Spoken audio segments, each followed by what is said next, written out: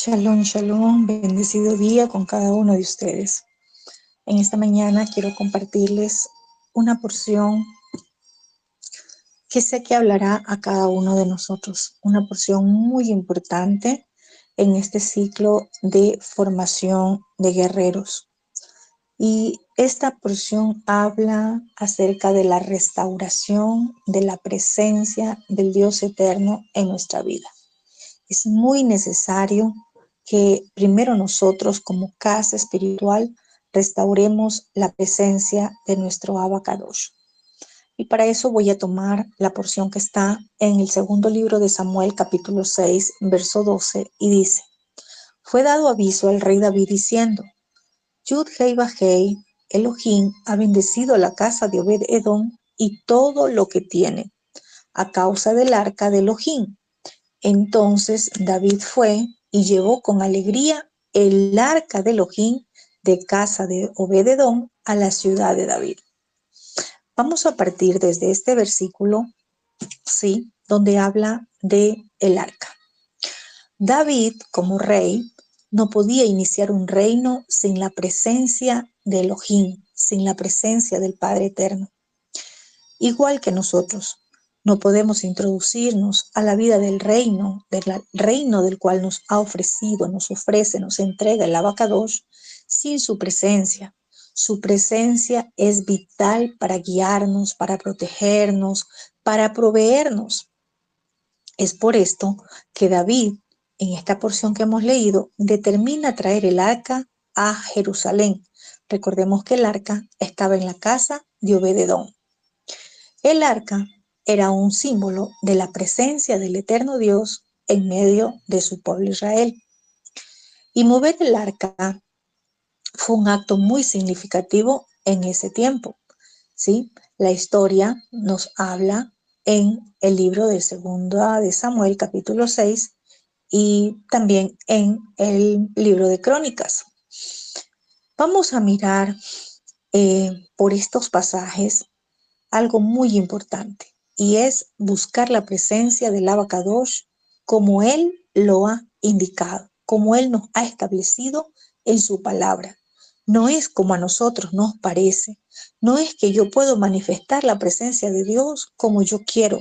Quizás, como muchos dirán, yo oro aquí, yo oro por acá, yo hago este acto profético, yo voy a algún lugar. Vamos a mirar por la palabra, por la escritura, qué es lo que nos enseña y nos da lecciones importantes acerca de la restauración de la presencia de nuestro Abba. El primer intento, nosotros sabemos, ¿verdad? Ya por la escritura, que falló. Ese primer intento de traer el arca a Jerusalén falló. Vemos cómo hubo muerte, ¿verdad? Y el arca del Abacadosh paró en la casa de Obed-Edom, ¿verdad? En ese primer intento. Dejaron el arca en la casa de Obed-Edom porque no pudieron trasladarla hasta Israel. Y vamos a ver qué pasa. Dice que el Eterno bendijo la casa de Obed-Edom. Y esto nos muestra que a donde hay una presencia, una manifestación de nuestro Abacadosh en algún lugar, esa presencia va a bendecir nuestra vida, va a bendecir nuestra casa, va a bendecir nuestra familia. Cuando llevamos el arca, o sea, la presencia del Padre, de forma correcta, conforme dice la Escritura, siempre va a haber bendición. Pero veamos algo acá. Hay creyentes que disfrutan de la presencia del Eterno, pero la bendición no debe ser particular. Es decir, no debe estar solamente en una persona o no debe de estar solamente en una casa, sino que su presencia debe ser global. Y conforme hemos leído en esta porción de la Escritura, es por esto que David, al escuchar que la bendición del arca estaba en la casa de Obed-Edom, él desea traerla al reino, desea llevarla a Jerusalén para que la bendición repose sobre todo Israel. Lo mismo que pasa en este tiempo. El Eterno nos está dando a nosotros y a todo su pueblo esa oportunidad de restaurar su presencia en medio del pueblo para que la bendición sea global, no solamente para unos pocos.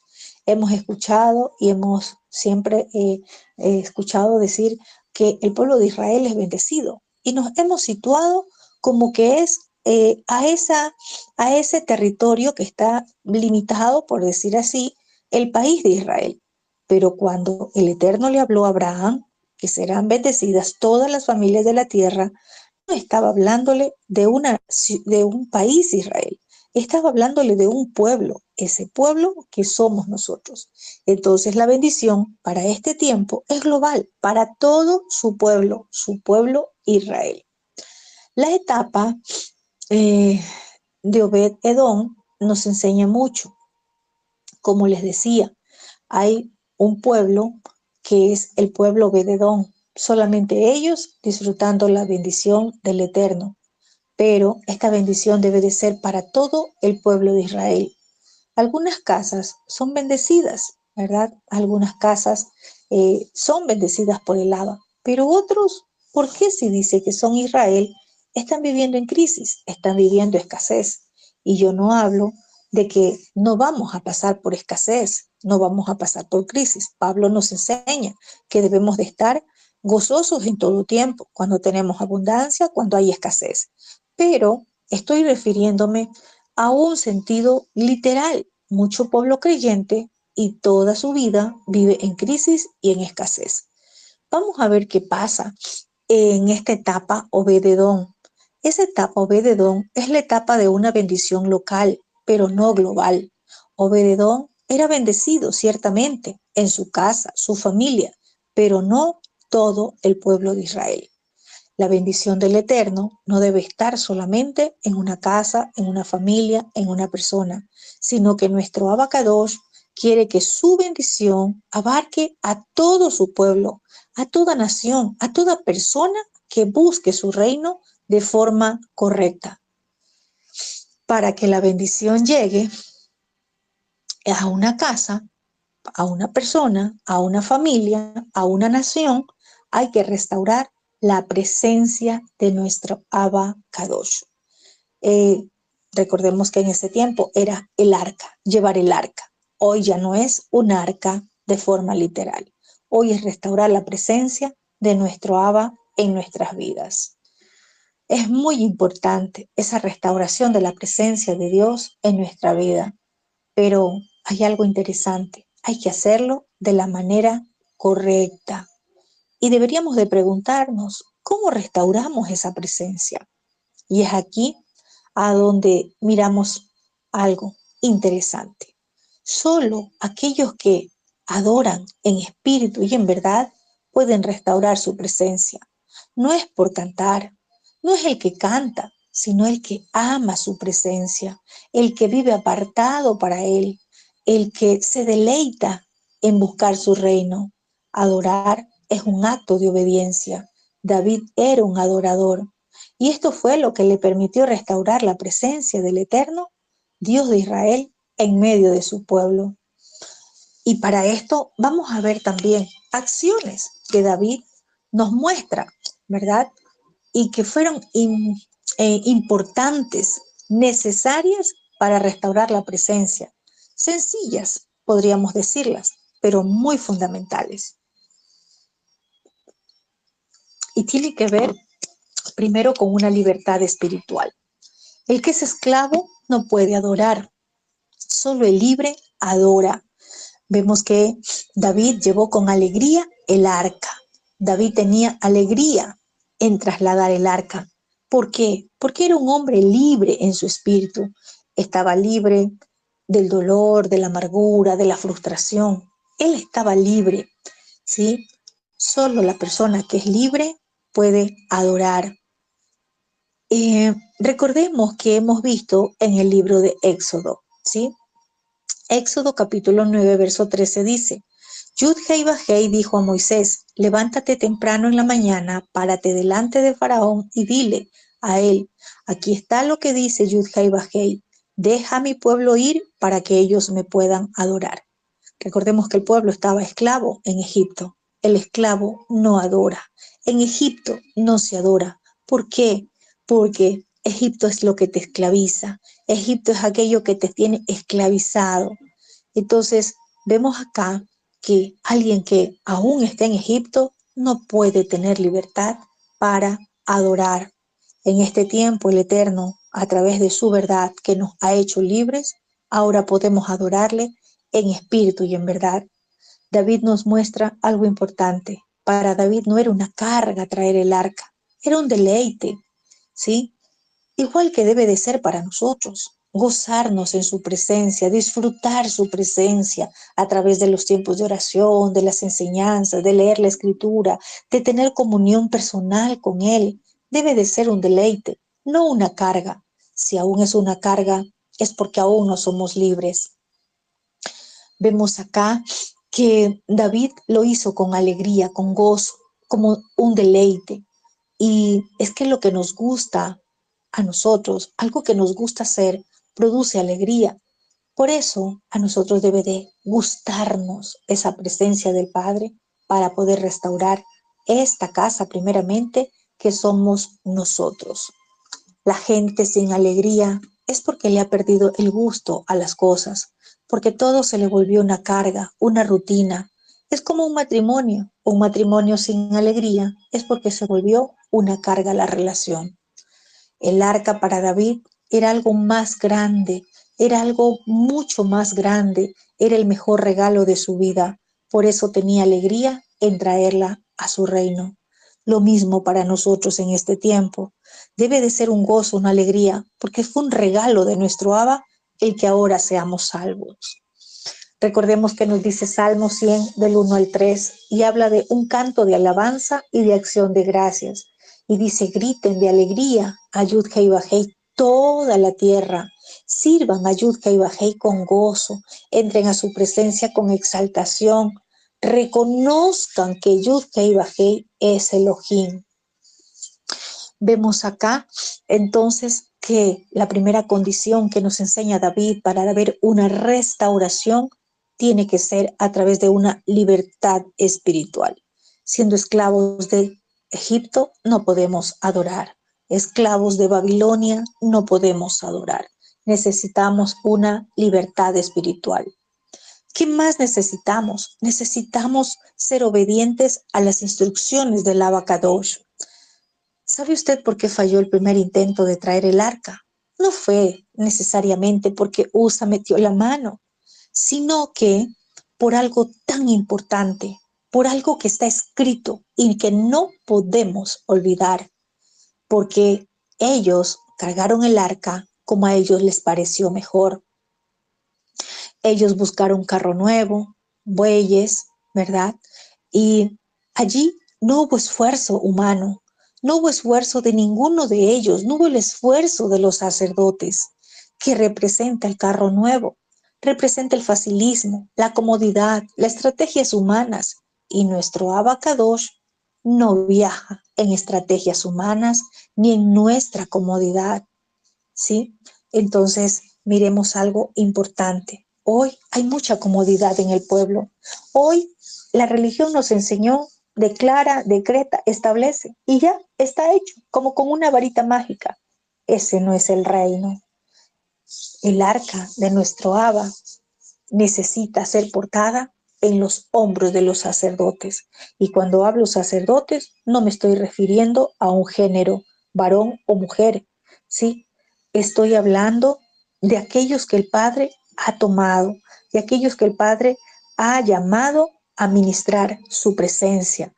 Como les digo, puede ser varón o mujer, porque cuando hablamos de sacerdotes creemos que solo se refiere a los varones. Es aquellos que ministran. No es a través del facilismo. Hoy es muy fácil reunirnos a un tiempo de oración a las 9 de la noche. ¿Quién no lo puede hacer? Pero ¿será que es lo mismo que alguien diga qué gozo, qué alegría levantarnos a las 2, 3, 4 de la mañana? El arca del Padre no se manifiesta en el facilismo, ni en la comodidad, ni por estrategias humanas. Para nosotros manifestar la presencia de nuestro Abacadosh, necesitamos meter el hombro como lo metían esos sacerdotes, portando el arca en sus hombros. Es decir, esto significa, hay que sudar, hay que esforzarse, hay que trabajar. Llevarla en los hombros representa sacrificio. lo que muy pocos están dispuestos a pagar, a pasar, porque todo la religión lo enseñó, que es muy fácil. Vemos acá en Primera de Crónicas 15:15, habla de la forma como viajaba el arca en los hombros de los sacerdotes, ¿sí? Vemos también que si no hay sacrificio, no hay presencia. A nosotros, ¿qué mensaje nos deja en este tiempo? Nos toca esforzarnos, quizás nos toca sudar, podríamos decir, nos toca sacrificar. ¿Qué cosa? Quizás un poco de sueño, quizás ese tiempo en la televisión, en el celular. Nos toca esforzarnos, nos toca pagar un precio. ¿Qué más nos enseña David para restaurar la presencia de nuestro Abacadosh? Nos habla de pasión. Para David, el arca no era una religión, sino una pasión. Hay muchos que en este tiempo han visto la escritura, las enseñanzas como parte de una religión. En el reino no es así. El reino no es una religión, el reino es una pasión. Una pasión es algo que produce entusiasmo. Una pasión es algo que produce gozo, es algo que usted lo hace con exaltación. Una pasión es algo que nadie tiene que decirte, ve, hazlo, sino que usted toma la iniciativa, ¿sí? Vemos acá que el Padre nos muestra por su palabra cómo David era un hombre que tenía pasión por el reino. Él danzó con júbilo, él mostró una expresión de celebración, de triunfo, él danzaba con pasión, ¿sí? David celebra el triunfo de restaurar la presencia de nuestro Abacadosh en su pueblo. Pero hay algo, no todo el mundo va a celebrar como lo hizo David. Hay tipos de creyentes, unos como David, que saben restaurar, que celebran, pero hay gente que no tiene el mismo grado de alegría, de pasión, de compromiso en el reino. Es por eso que siempre existirán los creyentes Mical. ¿Y quiénes son estos creyentes Mical? Recordemos que Mical era aquella que miraba desde una ventana la fiesta de celebración que David hacía, ¿verdad? Los creyentes Mical no celebran como David. ¿Por qué no celebran como David? Porque no tienen libertad, porque son personas resentidas, personas amargadas, personas que aún están en esclavitud. Mical no tenía compromiso y mucho menos pasión por la presencia del Abacadosh. Aquellos que no tienen compromiso, no tienen pasión, no tienen esa expresión de celebración de que son libres o que han sido libres verdaderamente, no van a celebrar. Mical es la muestra de ese tipo de creyentes. Pero recordemos algo, que los creyentes Mical no solamente es que no celebran, no solamente es que no tienen gozo, sino que los creyentes Mical son aquellos creyentes que viven en esterilidad espiritual. Recordemos que Mical, ¿verdad?, fue estéril hasta el día de su muerte, como lo dice el libro de Segundas de Samuel 6:23. Y para terminar, ¿qué más podemos decir? David llevó el arca, ¿a dónde? A una tienda que se convertiría en el tabernáculo de David. El tabernáculo de David es una revelación poderosa para nosotros en este tiempo acerca del reino. ¿Por qué? Porque ya no se está hablando de algo literal, de una carpa, de un tabernáculo en sí. Hoy nosotros somos el tabernáculo del Ruach de nuestro Abacadosh. Y así como David no pudo vivir sin la presencia, no pudo iniciar un reino sin la presencia del Abacadosh, nosotros no podemos entrar a una vida de reino sin restaurar esa presencia en nuestra vida. La presencia del eterno Dios de Israel debe de ser traída al centro de nuestra vida. Ella no puede estar en casa de Obededón, sino en nosotros. Es decir, usted no puede estar diciendo, qué gran hombre, qué gran mujer de Dios, cómo se manifiesta Dios en esa persona. No mire la presencia en la casa de Obededón. llévela a su casa, es decir, dentro de usted, que en usted se pueda manifestar el Abacadosh. Cuando David restaura la presencia del Abacadosh llevando el arca, pasaron cosas muy interesantes, ¿sí? Y podemos mirarlo, lo que dice segunda de Samuel 6, 18, 19, dice: cuando David había terminado de ofrecer la ofrenda quemada y la ofrenda de Shalom, él bendijo al pueblo en el nombre de Yud-Hei-Vahei, Elohim Sebaot. Entonces él distribuyó entre todos los hijos de Israel, aun a los ejércitos de Israel, desde Dan hasta Beersheba, ambos, hombres y mujeres, una porción de vino, un pan, una porción de carne y una torta de pasas, después de lo cual el pueblo se fue a sus casas. Vemos que cuando David restaura esa presencia, después de traer el arca, vemos cómo David bendice al pueblo. Hubo abundancia de comida. David repartió entre todos los hijos de Israel, también al ejército, desde Dan hasta Beerseba. Y él da vino, pan, carne, torta de pasas. Hubo abundancia. Y cada elemento que nos habla acá tiene un simbolismo profético, que lo iremos mirando más adelante.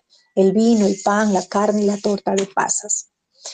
Luego, más adelante, cuando ya la presencia de Dios estuvo restaurada, cuando el arca ya fue trasladada, vemos más adelante que restaurar la presencia del Eterno en nuestra vida trae ensanchamiento. Si usted lee más adelante en 2 de Samuel capítulo 8 del 1 al 14, usted léalo en su casa, dice que David extiende sus dominios. David comienza a atacar a los filisteos, los subyugó, toma a los reyes, derrotó al rey de Moab. Vemos cómo David dice que hizo pagar tributo al pueblo enemigo, estableció sus dominios tan lejos como el río Éufrates, derrotó a muchos reyes, capturó los carruajes de ellos, los jinetes.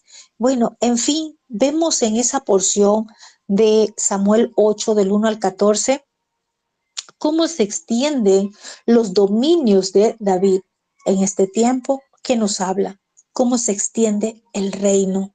El reino no se va a extender si primero cada uno de nosotros no restauramos la presencia de nuestro Abba Kadosh. Y algo que me llamaba la atención es en el versículo 8 de esta porción de Samuel 8, y es que dice que el rey David tomó una gran cantidad de bronce. Con eso Salomón hizo el mar de bronce, las columnas, las cuencas y todos los muebles. Todo lo que David tomó quedó para más adelante. Vemos cómo derrotó al ejército de muchos reyes. Vemos cómo David recibió a reyes que estuvieron con él. Dice que obtuvo más fama que nunca antes.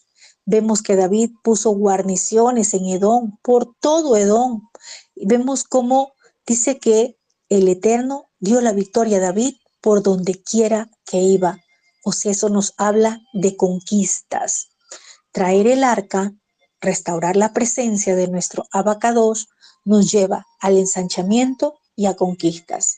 Es por eso que muchos piensan que solo es de orar, que es de meternos en tiempo de oración, de ayuno, ir a las montañas, subir, bajar.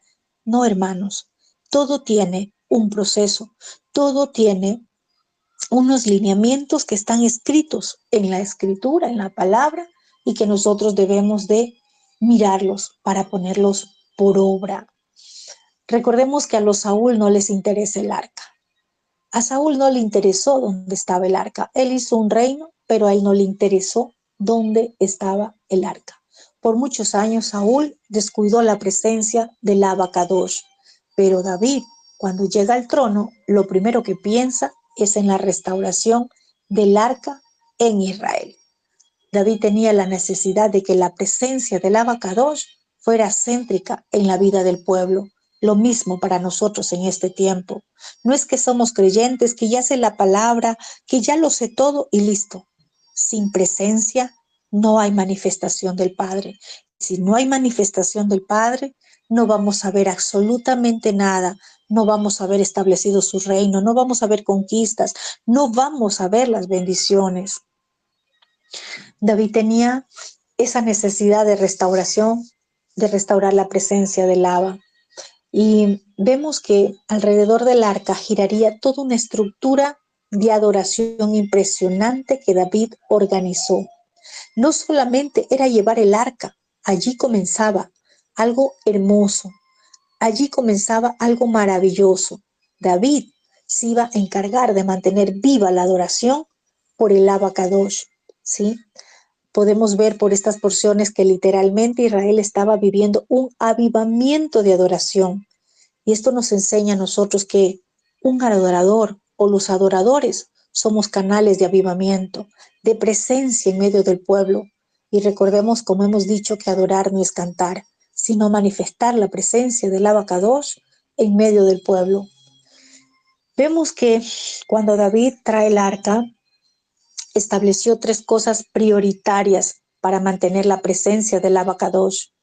¿Sí? Es lo mismo que en nuestras vidas. A veces se nos habla del llamado, hemos sido apartados para el Padre, pero sin presencia no se va a manifestar nada. En Primera de Crónicas, capítulo 16, desde el verso 37, nos muestra algo interesante que David hizo. ¿Sí? Hizo cosas prioritarias, como por ejemplo mantener un servicio continuo en ese tabernáculo, ofrecer sacrificios continuos, y mantener una adoración continua. ¿Sí? Eso nos habla esta porción de Crónicas 16:37. Y es que ministrar al Abacadosh, ¿sí? No puede parar. Por eso debe de haber un equipo que adore en espíritu y en verdad. Y recordemos, la adoración no va a ser medida por el tono de voz de alguien o por lo bien que interpreta una canción, una alabanza, sino por cuánta presencia del Abacadosh manifiesta. Adorar no es solamente aquel que canta, sino aquel que ministra. Adorar tiene que ver con ministrar al Abacadosh. Traer el arca no es sencillo, tiene todo un protocolo espiritual que demanda tiempo, ¿sí? A David le tocó, ¿sí? Manifestar eh, en su vida carácter, descifrar cuál es el protocolo para traer el arca y para sostener esa arca. Vemos que David dice que levantó una tienda y eso tiene un simbolismo profético para nosotros en este tiempo. ¿Por qué digo un simbolismo? Porque ya no es que vamos a levantar un lugar propiamente como una carpa o como una iglesia. No, mis hermanos. Recordemos que ahora nosotros somos el templo. Pero levantar una tienda tiene un simbolismo. La tienda con aquellos que estudiamos la Torá, con aquellos que comenzamos a escudriñar las escrituras. En la tienda donde se estudia Torá, se crea una atmósfera adecuada para la adoración. Es necesario que nosotros apartemos ese lugar a donde usted se va a sentar a estudiar Torá. La tienda que David levantó se conocería más adelante como el tabernáculo de David. Y si nos damos cuenta, no era un tabernáculo propiamente como el de Moisés, pero se le llamó con este nombre. Quizás era una simple carpa. Lo poderoso de esta carpa es que trascendió el tiempo y proféticamente nuestro Abacadosh prometió restaurar el tabernáculo de David. Recordemos que no dice que va a restaurar eh, el templo de Moisés o el tabernáculo de Moisés, dice el tabernáculo de David. Pero, ¿qué representa David? El reino. ¿Y cuál es ese tabernáculo? Nosotros. Nosotros somos el tabernáculo, ¿sí? Por eso es que el profeta Amós, en el capítulo 9, él profetiza la futura restauración del pueblo de Israel. Esa restauración del tabernáculo de David se refiere a nosotros. Usted puede leer en Amós, capítulo 9, del 11 al 14. Ahí habla y dice, yo levantaré el tabernáculo caído de David, ¿sí? Entonces, ¿a qué está refiriéndose acá el profeta Amós? Ya no es un tabernáculo, una carpa literal. Ahora somos nosotros, el templo, el tabernáculo del Dios viviente. Recordemos lo que Yeshua le dijo a la samaritana. Le dijo que la hora ha llegado. ¿Sí? ¿Por qué? Porque Yeshua vino a restaurar. Yeshua, hijo de David, como dijo el ciego, ¿verdad? ¿Qué dijo Yeshua? En Juan 4, 23, 24 dice, pero viene un tiempo, y ahora es, cuando los verdaderos adoradores adorarán al Padre en Ruach y con la correcta interpretación de la Torá, porque también el Padre busca a los que son así para que lo adoren. Elohim es espíritu, y es necesario que los que le adoran lo adoren en espíritu y en verdad. Esta restauración que habla Yeshua tiene que ver con la forma correcta de la adoración, espíritu y en verdad, o sea, con esa obediencia a la Torá. No tiene nada que ver con cantar, sino de presentar ofrenda, de servicio a nuestro Abacadosh. En la Torá están escritas, ¿verdad? Quizás ya no la forma de presentar ofrenda, pero sí los principios espirituales, como apartarnos, estar en pureza espiritual, ¿verdad? Estar en obediencia. Como les decía, el Eterno nunca prometió restaurar el tabernáculo de Moisés. Él prometió que restauraría el tabernáculo de David, ese tabernáculo que somos usted y yo, los que hemos sido llamados al reino. ¿Y por qué? Porque el tabernáculo de David se refiere a esa atmósfera espiritual profética adecuada, correcta, para que el eterno Elohim de Israel sea glorificado. No es propiamente una tienda, es una atmósfera espiritual profética para la adoración.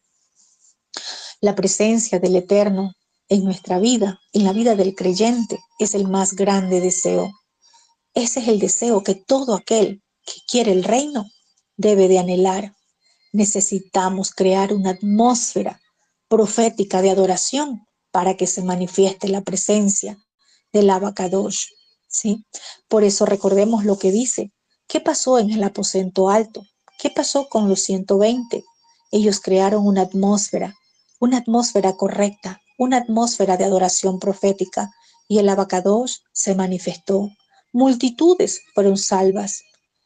El trabajo de alguien que adora es presentar ofrenda, de alguien que ministra, de que sirve al Abacadosh, debe mantener este tabernáculo levantado en adoración para que el Abba se glorifique.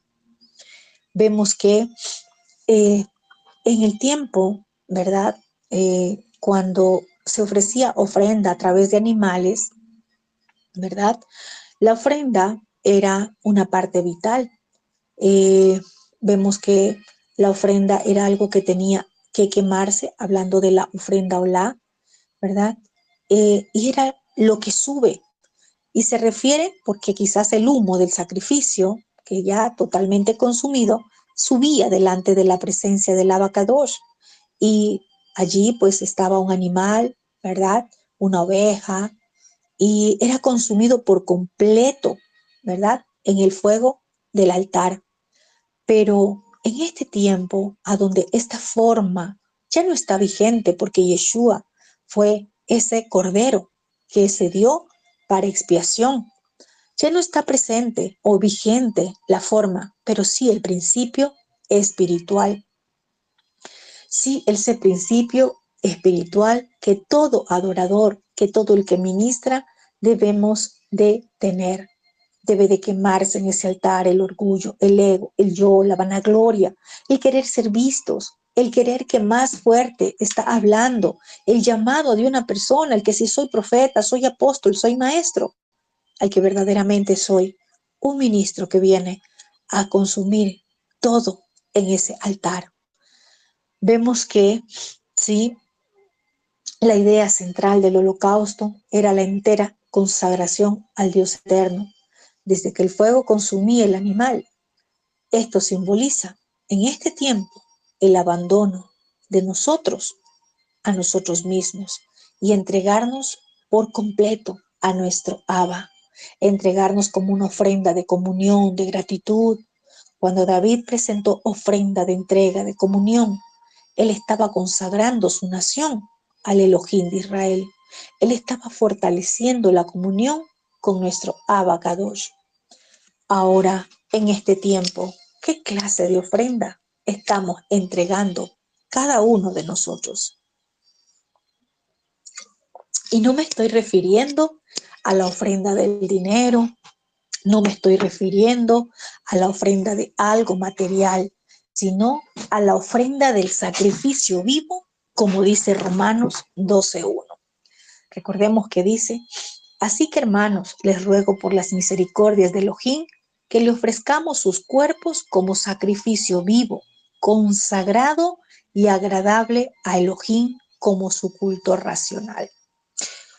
Y esto nos muestra que como adoradores, como ministros, debemos de llevar al pueblo a una entrega total y sincera a nuestro Abba Kadosh. En cada una de nuestras reuniones, aun cuando son virtuales, recordemos que el Padre es espíritu, ¿sí? Él no es carne, Él es espíritu. Y aun cuando tenemos nuestras reuniones virtuales, allí debe haber holocausto, debe haber un sacrificio de paz, que es nuestro culto racional. Allí tenemos que ofrecer nuestros cuerpos como sacrificio vivo. ¿De qué forma nos estamos presentando aún en esas reuniones cuando tenemos por este medio? Nosotros no hacemos algo para el Padre para que la gente se sienta bien. No, desechemos todo aquello que nos enseñó la religión, como cuando alguien se subía, ¿verdad?, a un altar, entre comillas, y estaban cantando para ser vistos, para que los vean con qué ropa vino, con qué zapatos vino, cómo vino hoy el hermano, la hermana, cómo está cantando. No, no presentamos ofrenda para que alguien se sienta bien o para que nosotros nos sintamos bien. Nosotros presentamos ofrenda para que haya un sacrificio de nuestra voluntad al Dios eterno, como dice Hebreos 13:15. Así que, hermanos, por medio de Él, ofrezcamos siempre Elohim sacrificio de alabanza, es decir, fruto de labios que confiesen su nombre. Es entregarnos al Abba Kadosh en espíritu y en verdad. Aquí podemos ver que la adoración no debe ser la voz de júbilo, el salto, los gritos, no, sino por nuestra entrega. La entrega, la comunión, esa verdaderamente es la ofrenda más importante que nosotros vamos a dar. El propósito esencial de un ministro, de aquel que adora, porque adorar tiene que ver con ministrar en el reino, no es ser aplaudido, no es ser admirado, no es ser reconocido. Su propósito, el propósito de cada uno de nosotros debe de ser manifestar la presencia de nuestro Abba Kadosh, crear esa atmósfera adecuada para la adoración, crear esa atmósfera de adoración profética donde todos sean impregnados por esa atmósfera y llevar al pueblo a esa entrega, a esa rendición a nuestro Abba Kadosh. Detrás de este ambiente, de esta atmósfera, entonces vendrá la bendición sobre todo un pueblo. Recordemos que dice Crónicas 16:3. Dice que David, luego de que se restauró la presencia, él bendijo al pueblo y lo repartió y los envió con manos llenas. Y esto nos muestra que a través de la correcta adoración, el Eterno se manifiesta y el pueblo sale lleno de su presencia.